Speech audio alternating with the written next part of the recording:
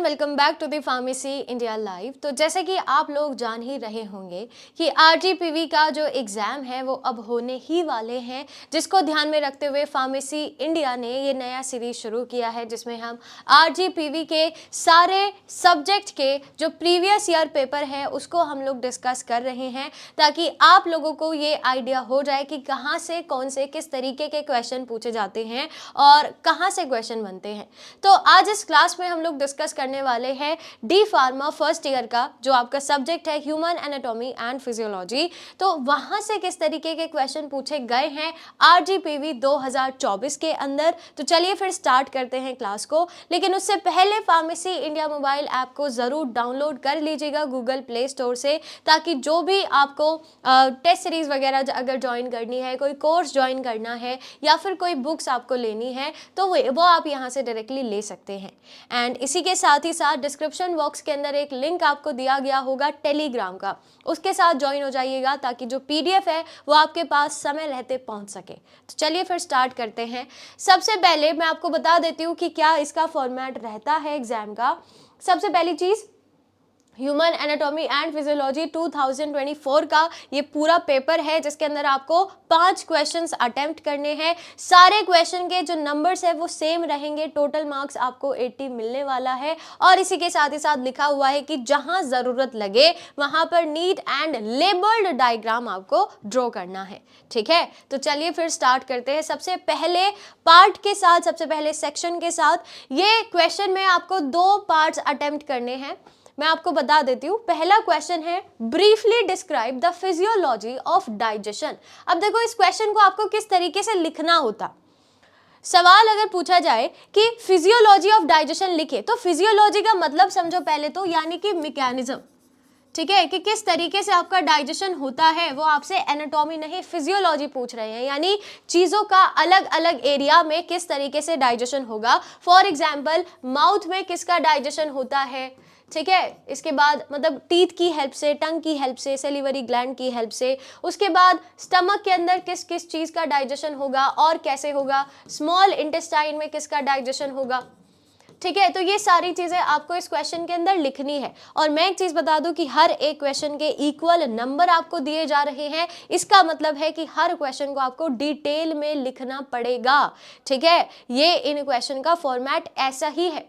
ठीक है, आगे बढ़ते हैं। अगला question, discuss the physiology of urine formation. अब यूरिन फॉर्मेशन होता कैसे है, ठीक है, ये आपको बताना है। देखो यूरिन फॉर्मेशन के बेसिक 3 मेजर स्टेप्स होते हैं। पहला होगा अल्ट्राफिल्ट्रेशन,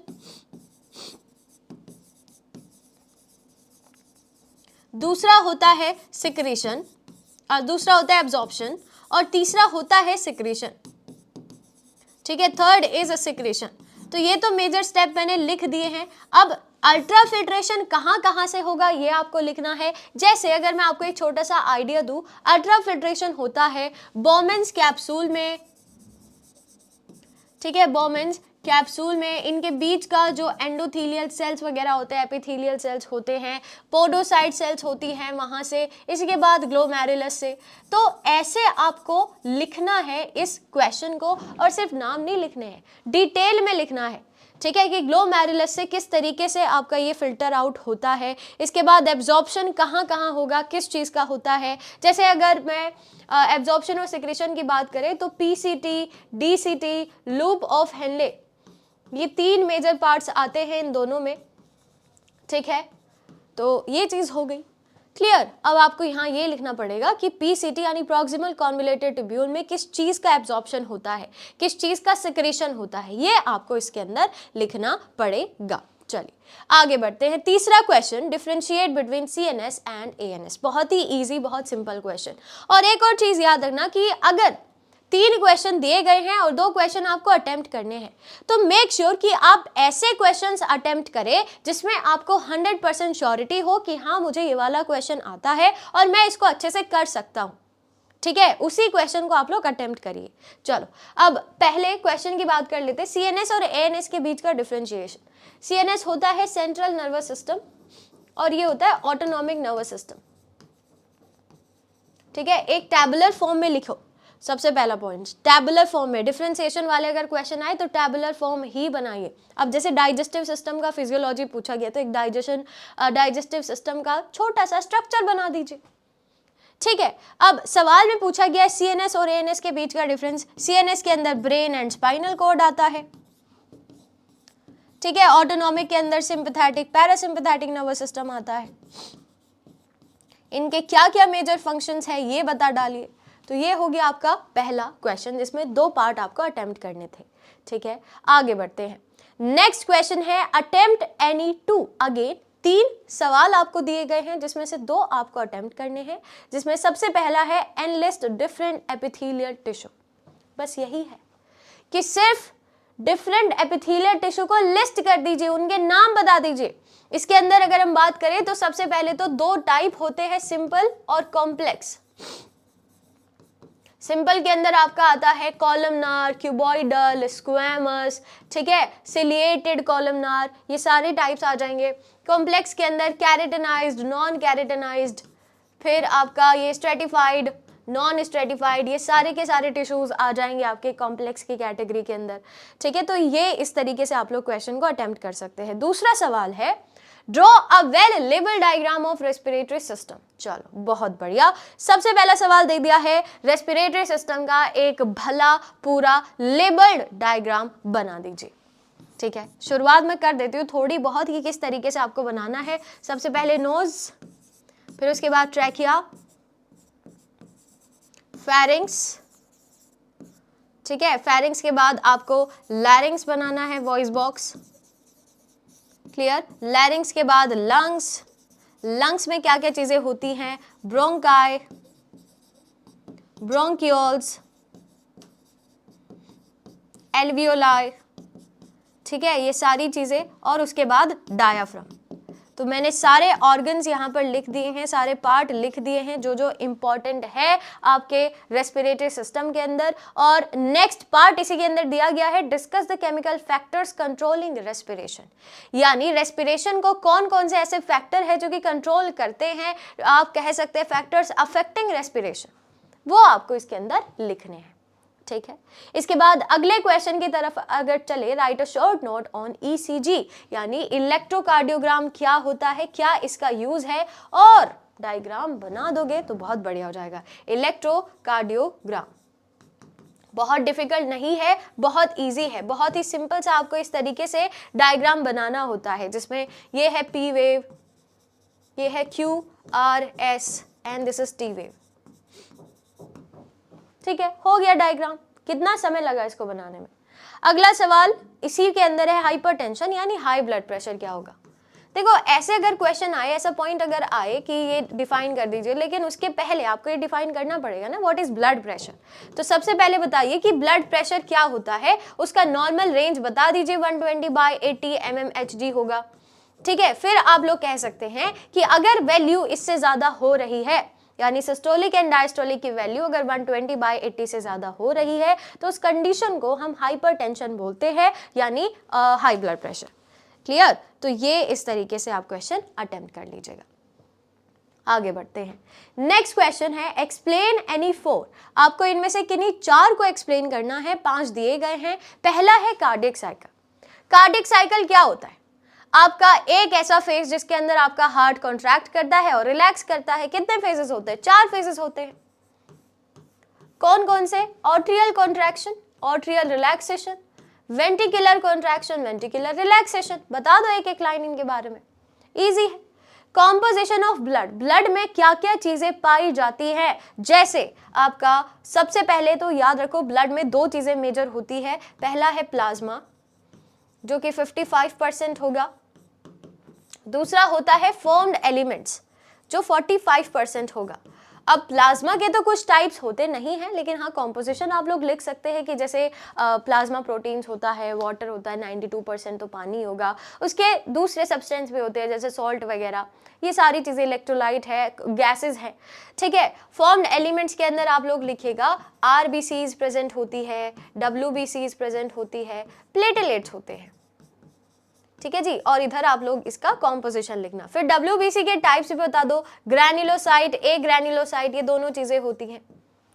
क्लियर? तो इस तरीके से आप ये वाला क्वेश्चन कर लीजिएगा। नेक्स्ट है tidal volume. What is tidal volume? Tidal volume वो होता है कि जब आप एक नॉर्मल इंस्पिरेशन नॉर्मल एक्सहेलेशन कर रहे हैं तो वही जो टोटल अमाउंट है दैट इज टाइडल वॉल्यूम, जिसका नॉर्मल लेंथ अराउंड 500 मिलीलीटर होगा। ठीक है, 500 मिलीलीटर होता है, खत्म, इतना ही है डेफिनेशन इसका नॉर्मल रेंज बस। Micturition, what is micturition? Urge to urination, या फिर सिंपली आप लोग इसको यूरिनेशन भी कह सकते हैं। ठीक है, जब यूरिन आपकी बॉडी को छोड़कर बाहर की दुनिया में कदम रखता है, that process is known as urination और micturition. Clear? And next is phagocytosis. ये क्या होगा? बैक्टीरियाज को एनगल्फ कर लेना, समझ रहे हो? It is a process of immune response, जिसमें बैक्टीरियाज के आने पर आपकी कुछ WBC सेल्स ऐसी होती हैं जो कि उनको एनगल्फ करने का काम करती हैं। उसी प्रोसेस को हम लोग फेगोसाइटोसिस बोलते हैं। ठीक है, तो engulfing bacteria, this process is known as phagocytosis. Simple है, क्लियर? तो ये चीज आप सभी को मेरे हिसाब से समझ में आ गई होगी। अगला सवाल, अटेम्प्ट एनी टू, इनमें से किसी दो को आपको अटेम्प्ट करना है। 3 बार दिए गए हैं, जिसमें सबसे पहला है give the functions of mitochondria and Golgi bodies. क्या मेजर फंक्शन होता है माइटोकॉन्ड्रिया का और गोल्जी बॉडीज का? थोड़ा सा आइडिया मैं आपको दे देती हूँ। माइटोकॉन्ड्रिया सभी को पता होगा, power house of a cell के नाम से जाना जाता है, यानी इसका मेजर फंक्शन होगा ATP प्रोडक्शन। लेकिन एक जरूरी सूचना कि आपको इसे एज इट इज नहीं लिखना है, जैसा मैंने लिख दिया है कि ATP प्रोडक्शन खत्म, नहीं, आपको लिखना है कि किस तरीके से ये ATP बनाएगा और क्यों बनाएगा, ATP क्या होता है, क्यों आपको इसकी जरूरत पड़ती है। सेम एज गोल्जी बॉडीज की अगर मैं बात करूं तो मैं तो आपको ऐसे आइडिया ही दे सकती हूँ। गोल्जी बॉडी का मेन फंक्शन जो होता है that is of courier company. क्या मतलब? यानी जो एंडोप्लाज्मिक रेटिकुलम प्रोटीन लिपिड ये सारी चीजें बनाता है, इनको इनके टारगेटेड रीजन तक, एरियाज तक पहुंचाने का काम किसका होगा? गोल्जी बॉडीज का होगा। ठीक है, तो ये काम होता है आपके गोल्जी बॉडी का, तो हम लिख सकते हैं ये कुरियर कंपनी की तरह काम करेगा भाई। ठीक है, मतलब पैकेजिंग, सॉर्टिंग और ट्रांसपोर्टिंग, ये सारे काम किसके होते हैं? गोल्जी बॉडीज के, चाहे उसके अंदर लिपिड्स आए या फिर प्रोटीन आए। अगला सवाल, draw a neat labelled diagram of internal ear. अब आपका जो इंटरनल ईयर है उसका पूरा डायग्राम बनाना है। मैं आपको थोड़ा सा आइडिया दे दूं कि इसके अंदर क्या क्या चीजें आती है, क्या क्या पार्ट आता है। सबसे पहले इसके अंदर वेस्टिबुलर अपैरेटस आता है, जिसके अंदर सेमी सर्कुलर कैनाल्स प्रेजेंट होंगी। ठीक है, फिर कॉक्लिया आएगा, कॉक्लिया, तो ये सारी चीजें मिलकर आपस में पूरा इंटरनल ईयर बनाएंगी। And third diagram basic question भी है, draw a neat label diagram of human brain. Human brain का एक पूरा डायग्राम जिसमें आपको क्या क्या लेबल करना है भाई। फोर ब्रेन के जितने भी पार्ट्स है, जैसे सेरिब्रम, ठीक है, थैलेमस, हाइपोथैलेमस, ये सब आपको इसके अंदर एक्सप्लेन करना। एक्सप्लेन से मेरा मतलब है कि लेबल करना है अच्छे से, ताकि जो चेक करे नोटबुक उसको अच्छे से समझ आ जाए कि ये सेरिब्रम है, this is thalamus, this is hypothalamus. इसके बाद next is mid brain. Mid brain तो पता ही होगा आपको, सबसे छोटा रीजन होता है। एंड देन लास्ट वाला होगा हाइंड ब्रेन। हाइंड ब्रेन के अंदर भी इसी तरीके से आपको तीनों पार्ट्स को अलग अलग लेबल करना है, जैसे सेरिबेलम कहाँ पर होगा, इसके बाद पोन्स कहाँ होता है और मेड्यूला ऑब्लिंगेटा कहाँ होता है। क्लियर? तो ये है पूरा का पूरा, इस तरीके से आपको क्वेश्चन को अटेम्प्ट करना होगा। चलिए आगे बढ़ते हैं। अगला सवाल, अटेम्प्ट एनी टू। इनमें से अगेन आपको 2 ही अटेम्प्ट करने हैं, जिसमें से 2 तो डायग्रामेटिक है भाई, इजी है। Draw a well label diagram of female reproductive system. बताओ, इतना इजी सवाल, फीमेल रिप्रोडक्टिव सिस्टम का डायग्राम, बस खत्म, इतना ही है। देखो मैं 1 सेकंड के अंदर तो नहीं बना पाऊंगी, लेकिन हाँ बड़ी जल्दी से इसका डायग्राम बनकर तैयार हो जाता है। ठीक है, कुछ इस तरीके से है, लेकिन सिर्फ डायग्राम ही नहीं बनाना है, आपको इसकी लेबलिंग भी करनी है। जैसे इसको बोला जाता है सबसे पहला जो पार्ट होता है दैट इज वजाइना, वजाइना के बाद सर्विक्स, फिर यूट्रस, फंडस, ये पूरा का पूरा ओविडक्ट यानी फेलोपियन ट्यूब होता है। दिस इज ओवरी लिगामेंट के साथ जुड़ी हुई होती है यूट्रस की वॉल के साथ, है ना। 3 लेयर्स यहाँ पर प्रेजेंट होंगी, वॉल्स होती है, सबसे अंदर वाली एंडोमेट्रियम है, बीच वाली मायोमेट्रियम है, बाहर वाली एपिमेट्रियम है। क्लियर। ये फिम्ब्रिए होते हैं, इन्फंडिबुलम, एम्पिला, इस्थमस, फंडस। तो ये सारा का सारा जो पूरा है structure, this is the structure of female reproductive system. Clear, इतनी जल्दी बन जाता है। चलो अगला, draw a well label diagram of skin. अब आप सोच रहे होंगे कि स्किन का डायग्राम हम कैसे बनाएंगे, लेकिन अगर आप ये जानते हैं कि स्किन की बेसिक 3 लेयर्स होती है। सबसे पहले वाली होती है एपिडर्मिस, दूसरी होती है डर्मिस और तीसरी होती है हाइपोडर्मिस। तो क्या इन तीनों से बनाने से काम चल जाएगा? मैं कहूंगी नहीं। तो फिर तो ये कि एपिडर्मिस की आगे 5 लेयर्स प्रेजेंट होती है, समझ रहे हो, स्ट्रेटम जिसको हम कहते हैं, उनकी 5 लेयर्स प्रेजेंट होती है। तो वो भी आपको इसके अंदर ड्रॉ करके दिखानी पड़ेगी। क्लियर, तभी ये पूरा का पूरा जो डायग्राम है ये भला पूरा माना जाएगा। इसके बाद अगला सवाल, explain RH factor. What is RH factor? देखो RH फैक्टर क्या होता है, ये रेसस मंकी से लिया गया है, इतना आप सभी को पता है। अब होगा क्या, RH फैक्टर वो फैक्टर होता है जो ये दिखाएगा कि किसी पर्सन का ब्लड पॉजिटिव है कि नेगेटिव है। यानी आप लोगों ने सुना ही होगा नाम कि A पॉजिटिव, A नेगेटिव, ऐसे ब्लड ग्रुप लिए जाते हैं नाम। तो वही जो पॉजिटिव और नेगेटिव बताता है ना, सिग्निफाई करता है, दैट इज RH फैक्टर। और एक और आइडिया मैं आपको दे दूं कि अराउंड 80% दुनिया में जितने भी लोग हैं सबके पास RH फैक्टर प्रेजेंट होता है। बाकी के बचे कुछ 20% जो जन प्रजाति है उनके पास RH एब्सेंट होगा। तो ये वाला क्वेश्चन ऐसे आप कर सकते हैं। चलिए अगला सवाल, right short note on any 4। इस तरीके के क्वेश्चन काफी आते हैं RGPV के अंदर, तो देख लेना। ये जो छोटी छोटी टर्मिनोलॉजीज होती हैं, ऐसे क्वेश्चन पूछे जाते हैं। ठीक है, चलो इसमें सबसे पहला है पिट्यूटरी ग्लैंड। क्या होता है पिट्यूटरी ग्लैंड? एक एंडोक्राइन ग्लैंड है, मास्टर ग्लैंड इसको बोला जाता है। ठीक है, मास्टर ग्लैंड बोला जाता है। मेजर 2 पार्ट्स होते हैं, पोस्टीरियर एंड एंटीरियर पिट्यूटरी। वहां से कौन कौन से हार्मोन रिलीज किए जाते हैं, थोड़ा थोड़ा आप इसके बारे में लिख सकते हैं। ठीक है, एंटीरियर और पोस्टीरियर पार्ट, समझ लो, तो इस तरीके से आप कर लेना। पैनक्रियास क्या होता है? ये भी एक मिक्स्ड ग्लैंड है। मिक्स ग्लैंड से मेरा मतलब है कि इसके दोनों काम होते हैं। ये एक्सोक्राइन पार्ट भी फॉलो करेगा, एक्सोक्राइन भी करेगा और एंडोक्राइन भी करेगा। एक्सोक्राइन में इसका कुछ एंजाइम को रिलीज करने का काम होता है, डाइजेस्टिव एंजाइम को, और एंडोक्राइन में ये इंसुलिन, ग्लूकेगॉन, सोमेटोस्टेटिन ये रिलीज करता है। तो ये आप इस क्वेश्चन में लिख सकते हैं। फिर एड्रीनल ग्लैंड, ये सारे के सारे वही है। एड्रीनल ग्लैंड क्या होता है? एड्रीनल ग्लैंड को आप लोग सुप्रा रेनल ग्लैंड के नाम से भी जानते हैं। सुप्रा रेनल ग्लैंड, ठीक है, सुप्रा रेनल ग्लैंड यानी जो किडनी के ऊपर ग्लैंड्स पाए जाते हैं वही है। ठीक है, यहां से यहां भी देखो 2 ही पार्ट्स होते हैं, एक होता है कॉर्टेक्स, एक होता है मेड्यूला। कॉर्टेक्स और मेड्यूला दोनों से अलग अलग हार्मोन्स रिलीज किए जाते हैं। थायराइड ग्लैंड क्या है? थायराइड इस एरिया में पाया जाने वाला ग्लैंड है जिसके मेजर फंक्शंस वही है T3 एंड T4 रिलीज करना, T3 एंड T4 रिलीज करना, जो मेटाबॉलिक हार्मोन है।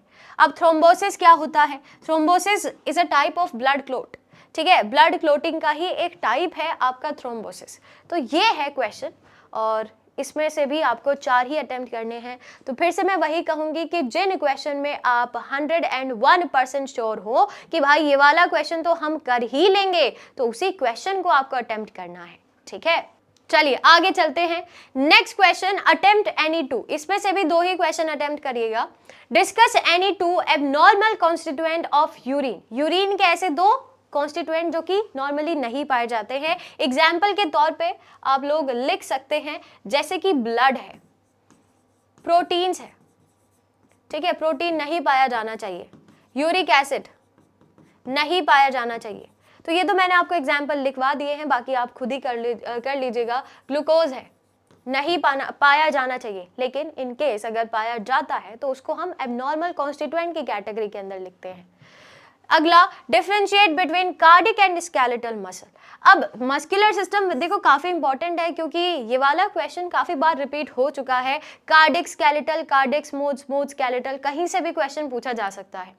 अब जैसे कार्डिक मसल है, सिर्फ और सिर्फ आपके हार्ट के अंदर पाया जाता है, टोटली इनवॉलेंट्री मसल है, ये वॉलेंट्री है। स्केलेटल मसल्स क्या होती हैं, जो आपके स्केलेटल सिस्टम से डायरेक्टली अटैच करती हैं, और इनका मेजर फंक्शन होता है आपकी बॉडी की मूवमेंट करवाना, कॉन्ट्रैक्शन, रिलैक्सेशन करना, सार्कोमियर का फॉर्मेशन करवाना। स्लाइडिंग फिलामेंट थ्योरी आप लोगों ने पढ़ा होगा, वहां ये काफी इंपॉर्टेंट होती है अगर आपको बॉडी मूवमेंट करानी है तो। ठीक है, फिर अगला है right the function of medulla oblongata and hypothalamus. अब मेड्यूला ऑब्लिंगेटा का क्या काम है, हाइपोथैलेमस का क्या काम है? देखो, सबसे पहले मेड्यूला ऑब्लिंगेटा हाइंड ब्रेन का पार्ट है भाई, ठीक है, और हाइपोथैलेमस फोर ब्रेन का पार्ट है। तो पहला तो डिफरेंशिएशन यही हो गया। उसके बाद फंक्शन के बेस पर क्या डिफरेंशिएशन आप कर सकते हैं, जैसे मेड्यूला ऑब्लिंगेटा रिस्पॉन्सिबल है आपके ऑटोनॉमिक फंक्शंस के लिए, ठीक है, ये किसके कोलैबोरेशन में काम करेगा, ऑटोनॉमिक नर्वस सिस्टम के साथ। हाइपोथैलेमस इकलौता अकेला काम करता है, थर्मोरेगुलेशन यही होगा, आपकी भूख को यही कंट्रोल करता है, आपकी प्यास को यही कंट्रोल करता है। तो ये कुछ डिफरेंशिएशन मैंने बता दिए हैं, थोड़ा थोड़ा आइडिया सा। और last question, attempt any two. Again दो ही क्वेश्चन आपको अटेम्प्ट करना है। ये तो फायदा है आरजीपीवी का कि हर क्वेश्चन में आपको चॉइस मिलती ही है, ठीक है। चलो, attempt any two, classify joint with examples, mention the functions of joint. अब जॉइंट के क्या क्या क्लासिफिकेशन होते हैं, पहले तो लिखिए कि भाई जॉइंट तीन प्रकार का होता है, फाइब्रस, साइनोवियल और उसके बाद कार्टिलेजिनस, ठीक है। फिर ये जो साइनोवियल है, इसके आगे 6 टाइप्स होते हैं, कौन कौन से, ball and socket, pivot, gliding, saddle, और इसके बाद आता है हिंज एंड एलिप्सॉइड, ठीक है। ये 6 टाइप्स है आपके पास साइनोवियल जॉइंट के। इसमें सिर्फ यही नहीं लिखा है, एग्जाम्पल भी लिखो, बॉल एंड सॉकेट कहाँ प्रेजेंट होता है, फाइब्रस कहाँ है, कार्टिलेजिनस कहाँ है, उसका एक एक एग्जाम्पल जरूर लिख कर आइएगा, क्योंकि क्वेश्चन में इन्होंने मेंशन अगर कर दिया है तो लिखना पड़ेगा, नहीं तो नंबर काट लिए जाएंगे। और इसी के साथ ही साथ जॉइंट्स के फंक्शंस क्या क्या होते हैं ये भी आप लिख देना भाई, सिंपल सी बात है, मूवमेंट करने में हेल्प करेगा तो ये इसका काम होता है। अगला सवाल, explain the physiology of taste, यानी अलग अलग चीजों की टेस्ट आपको कैसे आता है, ठीक है, आपको कैसे पता कि ये चीज स्वीट है, ये चीज सावर है या बिटर है, किसकी हेल्प से, टंग की हेल्प से। लेकिन ये इंफॉर्मेशन आपके ब्रेन तक कैसे पहुंचती है, यानी पूरा फंक्शन, मैकेनिज्म हम लोग कह सकते हैं कि आपको अलग अलग चीजों का टेस्ट आता कैसे है, वो आपको लिखना है। And last question, right the function and regulation of insulin. Insulin काम क्या करता है, देखो हाइपोग्लाइसेमिक हार्मोन है, ब्लड ग्लूकोज लेवल करने का इसका मेन मकसद होता है, और रेगुलेशन मतलब इंसुलिन को कौन कौन रेगुलेट कर सकता है। ये सारे के सारे क्वेश्चंस है जो दिए गए थे 2024 में पूछे गए थे आरजीपीवी के एग्जाम में। आई होप आपको अब ये आइडिया लग गया होगा, आपको एक अपनी प्रायोरिटी लिस्ट मिल गई होगी कि किस टॉपिक को आपको सबसे ज़्यादा अच्छे से करना है, किस पर सबसे ज़्यादा फोकस करना है, कहाँ से क्वेश्चन पूछे जाते हैं। और आपने ध्यान दिया होगा तो लेबल यानी डायग्राम से रिलेटेड क्वेश्चन काफ़ी पूछे जाते हैं आरजीपीवी एग्जाम में। तो अगली क्लास के अंदर मिलेंगे अगले सब्जेक्ट के साथ, तब तक के लिए stay tuned with pharmacy India live. Thank you.